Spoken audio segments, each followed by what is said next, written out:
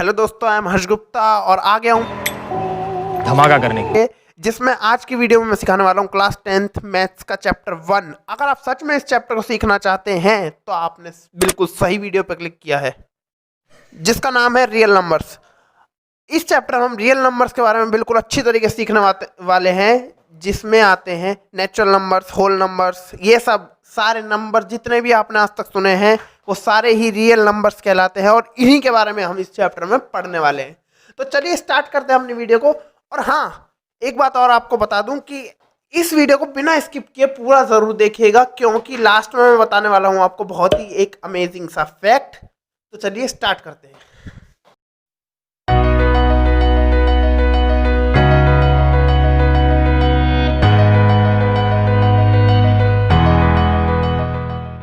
पढ़ने वाले हैं चैप्टर नंबर 1 रियल नंबर्स। तो रियल नंबर्स होते क्या है, सबसे पहली बात यही आती है। रियल नंबर्स के लिए मैंने एक चार्ट बना रखा है यहाँ पे।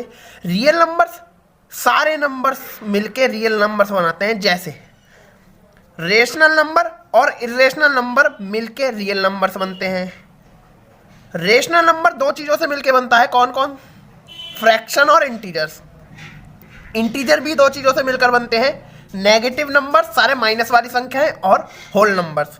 होल नंबर भी दो चीज़ों से मिलकर बनता है, जीरो और नेचुरल नंबर। तो हम नीचे से स्टार्ट करते हैं कि सब होते क्या है। तो नेचुरल नंबर होते क्या है? नेचुरल नंबर जैसे नेचुरली, जैसे हमसे कोई भी गिनती पूछता है तो हम 1 से स्टार्ट करते हैं, इसलिए इसे नेचुरल नंबर कहा जाता है। नेचुरल नंबर 1 से स्टार्ट होते हैं और एंड तक, जहाँ तक गिनती जाती है वहाँ तक जाते हैं। जीरो तो आपको पता ही है, जीरो। इन दोनों को मिलाकर होल नंबर बनता है, मतलब कि 0 से अंत तक। और इसमें माइनस वाली संख्याएं भी जोड़ दी जाए, -1, -2, -3 से एंड तक उधर। तो -0 और प्लस की सारी संख्याएं मिलाकर इंटीजर्स बनते हैं। और इंटीजर्स में P/Q की फॉर्म में भी संख्याएं आ जाएं, मतलब कि अपॉन की फॉर्म में, मतलब जैसे 2/3। नीचे कभी भी 0 नहीं होना चाहिए, मतलब Q is not equal to 0 नहीं होना चाहिए। तो वो दोनों चीज़ें मिलकर बनाते हैं रेशनल नंबर, जैसे कि 1/2, 2/1, 3/2, 0/5। लेकिन अगर कहूँ 0/0, वो 6/0 रेशनल नंबर है या नहीं, तो कहेंगे नहीं, क्योंकि अपॉन में कभी भी 0 नहीं हो सकता। ओके, अब इरेशनल नंबर की बात करते हैं। जो भी संख्या रूट से बाहर नहीं आ सकती, जैसे कि √3 बाहर नहीं आ सकती, √4 बाहर आ सकती है, 2 बन के बाहर आती है, इसलिए ये रेशनल नंबर नहीं है। जैसे √7, ये वाला नहीं है, √7 बाहर नहीं आ सकती, तो ये रेशनल नंबर है। √13 भी बाहर नहीं आ सकता। ये सारे इरेशनल नंबर होते हैं। ओके, और इनके इस इरेशनल नंबर के बारे में हम आगे पढ़ने वाले हैं इस चैप्टर में। तो चलिए बढ़ते हैं आगे। अब 3 चीज़ें। प्राइम नंबर्स क्या होते हैं? प्राइम नंबर्स कहूँ मैं कि कोई भी ऐसी संख्या जो खाली 1 की टेबल में आती है और अपने आप की टेबल में आती है, जैसे कि 1 खुद की टेबल में भी आता है 1 की, और ये 1 की टेबल में भी आता है। लेकिन 1 कभी भी प्राइम नंबर्स में नहीं गिना जाता, क्योंकि इसमें दोनों बार 1 ही आता है। जैसे कि 2, ये 1 की टेबल में भी आता है और अपने आप की टेबल में भी आता है। 3 1 की टेबल में भी आता है और अपने आप की टेबल में भी आता है। अब चलते हैं इवन नंबर की ओर। इवन नंबर्स क्या होते हैं? जो भी 2 की टेबल में आते हैं वो सारे इवन नंबर होते हैं, और जो संख्या 2 की टेबल में नहीं आती वो ऑड नंबर होते हैं। इतना क्लियर है सारे नंबरों के बारे में? बस अभी आप इतना याद रखिए कि सारे नंबर मिलकर रियल नंबर बनते हैं। प्राइम नंबर वो होते हैं जो खाली 1 की टेबल में और अपने आप की टेबल में आते हैं। अब एक क्वेश्चन आता है पेपर में आपके, प्राइम फैक्टराइजेशन करिए, प्राइम फैक्टर्स बनाइए। प्राइम फैक्टराइजेशन होती क्या है? अब क्वेश्चन किस तरीके से आएगा? Express each number as product of its prime factors. Prime factor बनाने हैं हमें कुछ नंबरों के, जैसे इसके प्राइम फैक्टर बनाने हैं, इसके प्राइम फैक्टर बनाने हैं, और ऐसे इनके भी बनाने हैं। तो प्राइम फैक्टर कैसे बनते हैं? फैक्टर्स का मतलब होता है तोड़ के लिखना किसी संख्या को। तोड़ के लिखना मतलब गुणा करके लिखना, गुणा में लिखना। जैसे 140 के हमें प्राइम फैक्टर बनाने हैं, 140 के हमें प्राइम फैक्टर बनाने हैं, तो उसका रफ में एलसीएम ले लेना है। एलसीएम कहते हैं 2 7 14 और 2 0 0, 2 35 70, 5 7 35, 7 वन जा 7, ऐसा एलसीएम होता है। 140 इज इक्वल टू, ये सारी संख्या गुणा करके लिख दो। ये सारे आप देख सकते हैं सारे प्राइम नंबर्स हैं, तो बराबर करके इनकी मल्टीप्लाई नहीं करनी है, बस ये दो बार दिख रहा है इसलिए 2 का स्क्वायर कर दिया मैंने। 2 इंटू 2 करके मैंने 4 नहीं लिखा क्योंकि 4 एक प्राइम नंबर नहीं होता, इसलिए 2 का स्क्वायर लिख दिया है यहाँ पे। और ऐसे ही करना है प्राइम फैक्टर्स बनाते समय। ऐसे ही मैंने इसका किया है, रफ में इसका एलसीएम लिया, ये आया और इसको सबको गुणा करके लिख दिया। जो 2 बार था उसको स्क्वायर करके लिख दिया, तो ये प्राइम फैक्टर बन गया। ऐसे ही इनका भी करा था 3825 का, इसका एलसीएम लिया, ये आया और उन सारी संख्याओं को ही गुणा करके लिख दिया। यहाँ 3 भी 2 बार है और 5 भी 2 बार है, तो 3 का भी स्क्वायर हो गया और 5 का भी स्क्वायर हो गया, सब चीज गुणा में रहेगी यहाँ पे। ओके, अब देखते हैं 7429 का।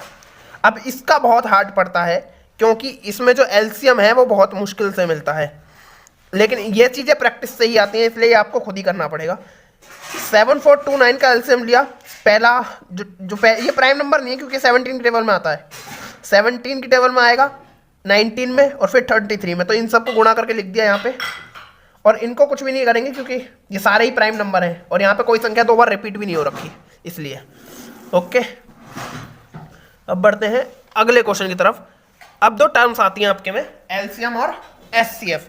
क्वेश्चन किस तरीके से आएगा, find the LCM and HCF of the following pairs of integers and verify the LCM and HCF is equal to product of the two pairs। अब LCM और HCF जानते हैं पहले, तो वेरीफाई की तो बात की बात है। इन दोनों नंबरों का LCM और HCF निकालना है। LCM और HCF निकालने से पहले सबसे पहले जो काम होता है वो होता है रफ में इन दोनों का LCM लेना। 26 का LCM लूंगा तो 2 गुणा 13 आएगा, 2 इंटू 13 आएगा। 26 का LCM लिया तो 2 इंटू 13 आया। ऐसे ही 91 का लिया तो 7 इंटू 13 आया, 7 इंटू 13, 7 इंटू 13 आया। अब एचसीएफ क्या होता है, जो संख्या इसमें कॉमन है, जो संख्या दोनों में कॉमन है वो तो होता है एचसीएफ। जो संख्या एलसीएम होती है, अब एलसीएम कैसे लिखते हैं, जो कॉमन है उसको छोड़ के पहले तो सारी संख्याएं लिख लो, इसको छोड़ के मतलब 13 को छोड़ के दोनों चीजें लिख लो, 2 गुणा 13, और जो कॉमन है उसे खाली एक बार लिखनी है और उसकी मल्टीप्लाई करके लिख देना है। एक बार दोबारा बताता हूं, एचसीएफ जो कॉमन संख्या है उसे लिख दो, वही एचसीएफ होता है। और एलसीएम क्या होता है, जो कॉमन है उसको छोड़ के पहले तो सारी संख्याएं लिख लो और जो कॉमन है उसे खाली एक बार लिखना है, उसकी गुणा करके लिख देंगे तो वो एलसीएम बन जाता है। अब वेरीफाई कैसे करते हैं, उसके लिए एक फॉर्मूला होता है, एलसीएम गुणा HCF is equal to product of 2 numbers. अब आपको वेरीफाई तो पता ही होगा कि लेफ्ट हैंड साइड बराबर होनी चाहिए आरएचएस के, मतलब राइट हैंड साइड के। तो पहले दोनों साइडों को मैं एक साथ लेके चलता हूं।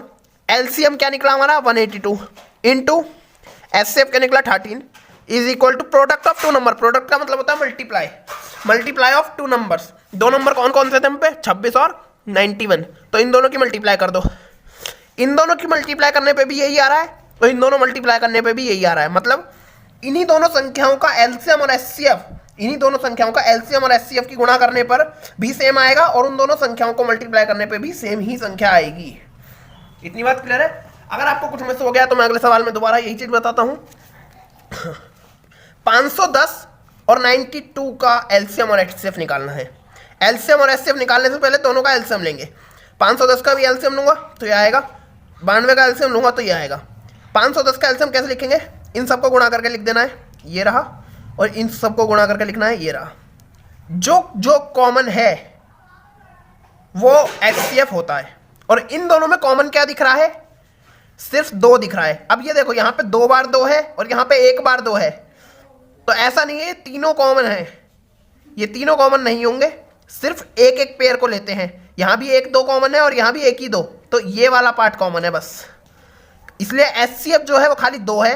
और एलसीएम को जो कॉमन होता है उसको छोड़ के पहले सब कुछ लिख लेना है, 2 गुणा 3 गुणा 5 गुणा 17 गुणा 27, तो यहां से यहां तक मैंने कॉमन वाली संख्या को छोड़ के सब कुछ लिख डाला और जो कॉमन है उसे खाली एक बार लिखा, ये रहा वो।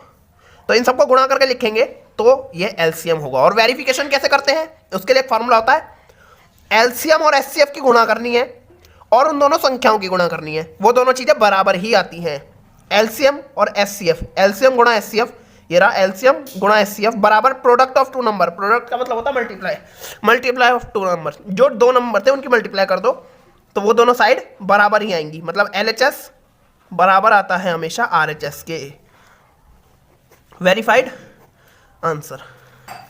अब बढ़ते हैं अगले क्वेश्चन की ओर, जिसमें बोला गया है find the HCF and LCM of the following integers by prime factorization method. ये प्राइम फैक्टराइजेशन मेथड कुछ भी नहीं होता, बस एचसीएफ और एलसीएम फाइंड करना है हमें, ये पढ़ लिया बस। एचसीएफ और एलसीएम निकालना तो आता ही है, मैंने बताया था एचसीएफ और एलसीएम निकालने से पहले सबका एलसीएम लिया जाता है। तो इसमें तीन संख्याओं का एचसीएफ और एलसीएम निकालना है, तीन संख्याएं मतलब इन तीनों का। सबसे पहले तो एलसीएम लेते हैं, रफ में 12 का एलसीएम लिया तो ये आया, 15 का लिया और 21 का भी एलसीएम ले लिया। 12 इज इक्वल टू, ये लिखना है हमें 2 इंटू 2 इंटू 13 लिखना चाहिए था हमें, 12 इज इक्वल टू 2 इंटू 13, लेकिन हमें बोला है प्राइम फैक्टराइजेशन मेथड। हमने पढ़ा था प्राइम फैक्टराइजेशन में क्या होता है, जो भी दो बार होता है उसे स्क्वायर करके लिख लेते हैं, हमने पढ़ा था प्राइम फैक्टर्स में। इसलिए यहाँ पे मैंने 2 का स्क्वायर लगाया क्योंकि यहाँ पे दो बार था इसलिए। और 15 बराबर लिख दिया मैंने 3 इंटू 5 और 21 बराबर लिख दिया मैंने 3 इंटू 7, ये रहा एलसीएम में। तो एचसीएफ क्या होता है, जो इनमें कॉमन है, इसमें भी 3 है, इसमें भी 3 है और इसमें भी 3 है, तो एचसीएफ तो हो जाएगा इसका 3 जो कॉमन है। और एलसीएम क्या होगा, इस 3 को छोड़ के सब कुछ पहले लिख लेना है, 2 का स्क्वायर इंटू 5 इंटू 7, और जो कॉमन संख्या है उसे खाली एक बार लिखना है, सबको गुणा करके लिख दोगे तो वही एलसीएम होता है। ऐसे ही सेकंड क्वेश्चन जो है, सेकंड पार्ट इसका, उसमें भी एचसीएफ और एलसीएम निकालना है, 17, 23 और 29 का। अब मैंने यहाँ पे एलसीएम भी क्यों नहीं लिया, क्योंकि ये तीनों प्राइम नंबर हैं, ये किसी की टेबल में आते ही नहीं है, तो इनका जो वो होगा एलसीएम 17 का जैसे लिखें तो 17 बन जाई होगा, वो 17 की टेबल में ही आएगा। इसलिए मैंने यहाँ पे खाली से 1 इंटू 17, 1 इंटू 33 और 1 इंटू 29 का है, क्योंकि इसमें 1 ना लिखता मैं अगर तो कुछ भी कॉमन ही नहीं था, मतलब इसका एचसीएफ कुछ भी नहीं होता। लेकिन ऐसा नहीं हो सकता, एचसीएफ जिसका कुछ नहीं दिख रहा होता उसका हमेशा 1 होता है, क्योंकि 1 हर किसी की गुणा में जरूर चलता है कॉमन में, इसलिए यहाँ पे जो कॉमन संख्या है वो है 1, जो कि होता है एचसीएफ। फिर मैंने क्या कहा था, एलसीएम कैसे निकलता है, जो कॉमन है उसे मत लिखो, पहले सारी संख्या लिख लो, गुणा में खाली एक बार इसे लिखो जो कॉमन संख्या है। तो 17 गुणा 23 गुणा 29, गुणा में खाली एक ही बार लिखना है, ये 3 बार लिखने की जरूरत, बस एक बार, और इनकी मल्टीप्लाई करके लिख देना, तो ये एलसीएम, और जो कॉमन संख्या है वो होता है एचसीएफ। ऐसे ही ये आपके लिए होमवर्क है, ये आपको करके दिखाना है मेरे को, ये वाला आपके लिए होमवर्क है। अब बढ़ते हैं अगले क्वेश्चन की ओर। इसमें बोला गया है एक चीज गिवन दी गई है हमें, एचसीएफ दे रखा है दो संख्याओं का, ब्रैकेट का मतलब ये नहीं है कि ये मल्टीप्लाई में है, बस इसमें ये बता रखा है कि इन दोनों संख्याओं का ये एचसीएफ है। एचसीएफ दे रखा है इन दोनों संख्याओं का हमें 9 है, तो फाइंड करना है हमें एलसीएम इन्हीं दोनों संख्याओं का। तो मैंने एक फॉर्मूला बताया था, एलसीएम गुणा HCF is equal to product of two numbers. तो एलसीएम इन दोनों संख्याओं का एलसीएम गुणा इन्हीं दोनों संख्याओं का एचसीएफ बराबर इन्हीं दोनों संख्याओं का प्रोडक्ट के होता है। ये मैं फॉर्मूला आपको पहले बता चुका हूं। अब यहां पे भी इन्हीं दोनों संख्याओं का है और यहां पे भी इन्हीं दोनों संख्याओं का है, ये दोनों संख्याएं सेम ही होनी चाहिए। इन्हीं दोनों संख्याओं का एचसीएफ है तो इन्हीं दोनों संख्याओं का एलसीएम भी होगा। कुछ अलग संख्याओं का एलसीएम हुआ तो वो फॉर्मूला बिगड़ जाएगा, गलत हो जाएगा। इसलिए यहाँ भी इन्हीं दोनों संख्याओं का एलसीएम होना चाहिए और यहाँ भी इन्हीं दोनों संख्याओं का एचसीएफ होना चाहिए, और बराबर में गुणा भी उन्हीं दोनों संख्याओं की होनी चाहिए। तो अब एलसीएम का एलसीएम चलता रहा, गुणा में एचसीएफ दे रखा है हमें इन दोनों संख्याओं का 9 बराबर इन दोनों संख्याओं का प्रोडक्ट। तो ऐसे ही मैं इसे सॉल्व करूंगा, एलसीएम बराबर ये दोनों संख्याएं पहले से ही चल रही हैं बराबर में, अपॉन में 9 गया क्योंकि हम मल्टीप्लाई में था तो इक्वल टू के उस साइड जाके वो 9 डिवाइड में चला गया। तो ऐसे ही मैंने 9 से काटा तो 34 आया, और 34 गुणा 657 बचा, इसकी गुणा करके जो भी आया वही हमारा एलसीएम था इन दोनों संख्याओं का। तो ये वाला सवाल मुझे तो नहीं लगता बिल्कुल भी हार्ड था, कोई नहीं, आप कर सकते हैं इस सवाल को आराम से। देखिए हमारी सारी वीडियो में सिर्फ रिवाइज्ड सिलेबस के हिसाब से ही पढ़ाया जाएगा, मतलब कि जो डिलीट हो चुका है वो नहीं पढ़ाया जाएगा। इससे आपको ये फायदा है कि आपको इधर उधर की वीडियो देखने की जरूरत नहीं है, आपको रिवाइज्ड सिलेबस का भी पता लग जाएगा और सही ज्ञान की प्राप्ति होगी। इसलिए आप हमारे चैनल को सब्सक्राइब भी कर सकते हैं, और अगर इस वीडियो में आप यहाँ तक आ चुके हैं तो हमारी इस वीडियो को लाइक भी कर दीजिए। तो चलिए बढ़ते हैं अपने इस क्वेश्चन पे वापस। तो इसमें बोला हुआ चेक विदर 6 की power n can and with the digit for any natural number n। इसका मतलब क्या था, कुछ भी समझ नहीं आता बच्चों को ये क्वेश्चन पढ़ के। जैसे कि इसमें बोला हुआ है, जैसे n की जगह मैं कुछ भी ले लूं, 6 की पावर 2 तो वो आएगा 36, 6 की पावर 3 लेता हूं तो वो आएगा 36 इंटू 6 तो वो आता 216। अब देखो इसमें कहा है जो भी 6 की पावर n है, कुछ भी हो सकती है n की जगह, तो वो क्या कभी भी लास्ट में जो डिजिट है वो 0 हो सकती है या नहीं हो सकती। तो वो डिजिट जब ही 0 हो सकती है जब किसी भी संख्या को 2 गुणा 5 में लिखा जा सके, लेकिन 6 को हम 2 गुणा 5 करके नहीं लिख सकते क्योंकि वो तो 10 हो जाता है। हम 6 को किस तरीके से लिख सकते हैं, खाली 2 इंटू 3 में। इसलिए 6 की कितनी भी पावर हो जाए लास्ट में कभी भी डिजिट 0 आ ही नहीं सकती। अब हम इसे लिखेंगे किस तरीके से पेपर में वो देखते हैं। If any number and with the digit 0 it will also be divisible by 2 and 5। Last में डिजिट 0 होने के लिए उस संख्या का 2 और 5 से डिवाइड होना भी बहुत ज़रूरी है, या फिर उसका इस फॉर्म में लिखा जाना भी जरूरी है। नाउ वी कैन राइट 6 की पावर n को हम 2 इंटू 3 की पावर n भी लिख सकते हैं क्योंकि 3 टू द 6 ही आएगा वापस, कोई फर्क नहीं पड़ेगा इसलिए। एंड वी ऑब्जर्व्ड मतलब हम देखते हैं कि 6 की power n is not in the form of 2 into 5, मतलब 6 को हम 2 गुणा 5 करके नहीं लिख सकते हैं, नहीं लिख सकते। इसलिए इसका मतलब होता है इसलिए 6 की power n can not and with the digit 0 for any natural number n। तो चलिए बढ़ते हैं अपने नेक्स्ट क्वेश्चन की ओर। तो क्वेश्चन ऐसा है कि explain why 7 into 11 into 13 plus 13 and 7 into 6 into 5 into 4 into 3 into 1 plus 5 are composite number। Explain करना है हमें ये चीज कि ये दोनों नंबर जो हैं वो कंपोजिट हैं या नहीं, या फिर क्यों हैं। अब सबसे पहले देखते हैं कंपोजिट नंबर क्या होते हैं।